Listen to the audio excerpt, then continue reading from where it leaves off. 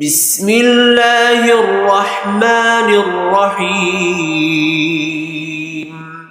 لم يكن الذين كفروا من أهل الكتاب والمشركين منفكين حتى تأتيهم البينة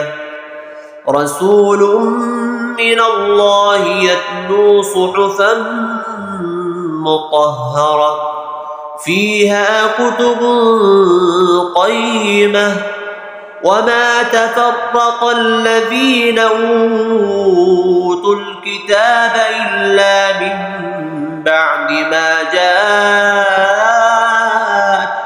البينة وما أمروا إلا ليعبدوا الله مخلصين له الدين حنفاء ويقيموا الصلاة ويؤتوا الزكاة وذلك دين القيمة إن الذين كفروا من أهل الكتاب والمشركين في نار جهنم خالدين فيها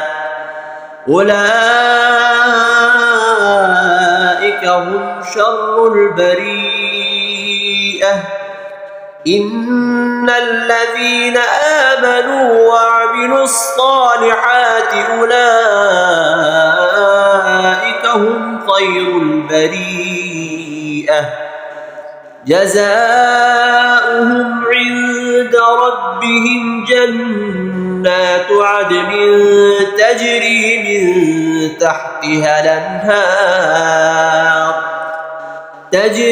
من تحتها الأنهار خالدين فيها أبدا رضي الله عنهم ورضوا عنه ذلك لمن خشي ربه